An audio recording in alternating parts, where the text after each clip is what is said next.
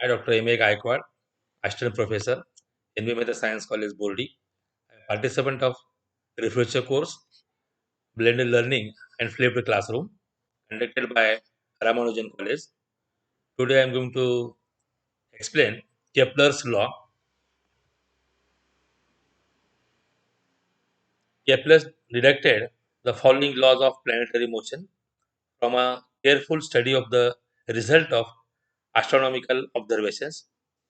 Each planet described an ellipse with the sun at one focus. This is the first law. The second law, the radius vector drawn from the sun to a planet sweeps out equal area in equal interval of time. This is second law. Now third law, the square of the periodic times of the planet are proportional to the cube of semi-major axis of their orbits. Now we will see proof of Kepler's first law. Each planet describes an ellipse with the sun at one focus. The gravitational force acting on a planet of mass m due to the sun of mass capital M is given by F is equal to minus g mm by r square, where capital G is the gravitational constant, or F is equal to k divided by r square, where k equal to minus gmm. K is negative. The potential energy V of R is equal to K by R, since F is equal to minus dou U by dou R. Since K is negative, the potential energy of the planet is negative. Since planet goes round and round the sun, its motion is bounded and hence its total energy is also negative. Since both potential energy and total energy of the planet are negative, according to the conclusion, the planet describe an ellipse with the sun at one focus. Now we will see second. We will prove second law. Let planet moves from position A to position B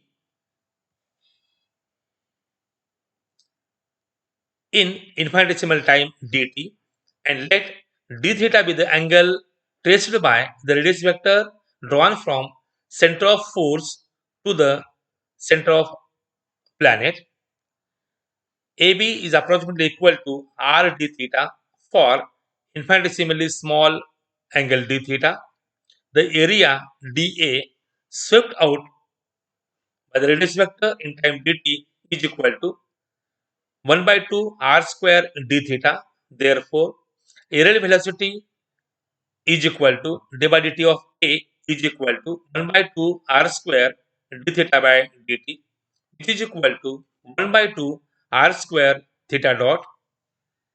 Therefore, A dot is equal to L by 2m, since L is equal to mr square theta dot. Since L, the angular momentum of the planet moving in the central force field of the sun, is conserved. Hence, A dot is constant. Thus, aerial velocity of a body moving in a central force field is constant.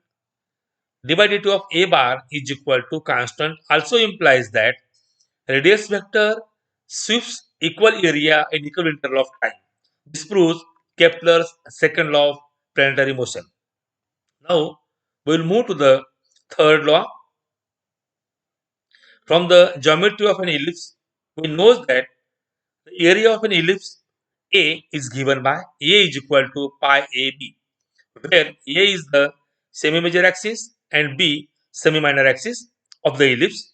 Let capital T be the time period of revolution of the planet. Then the aerial velocity of the planet is equal to pi AB by capital T. But aerial velocity is equal to L by 2m. Therefore, we can equate pi AB is equal to L by 2m, or By simplifying, capital T is equal to 2m pi AB divided by L, but B is equal to A in square root 1 minus epsilon square, and is equal to in square root 1 minus 2 mod E L square by mk square. We have replaced the negative energy capital E by minus mod of E.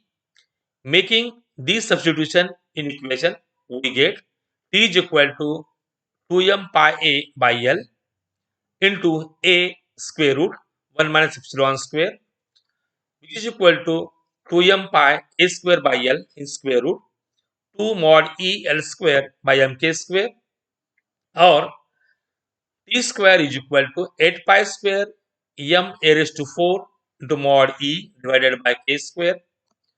From above equation, since U is equal to 1 by R, we have 1 by R1 plus 1 by R2 is equal to 2m mod of K L square,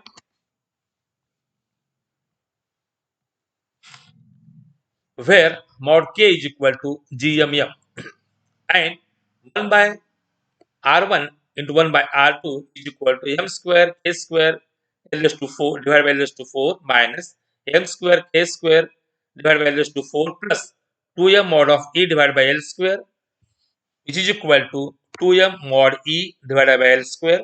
Therefore, R1 into R2 is equal to L square by 2m mod E.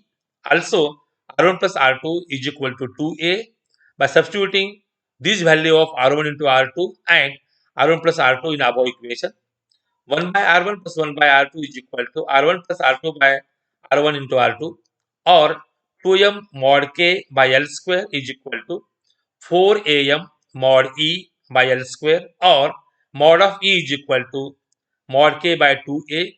Substituting for mod of E in above equation, we get T square is equal to bracket 4 pi square m divided by mod of K into a cube, but K is equal to GMM. Therefore, T square is equal to 4 pi square by GM in one bracket into a raised to cube. Above equation proves third Kepler's law, according to which the square of the period of revolution of a planet around the sun is proportional to the cube of semi-major axis of its orbit, which proves Kepler's third law of planetary motion.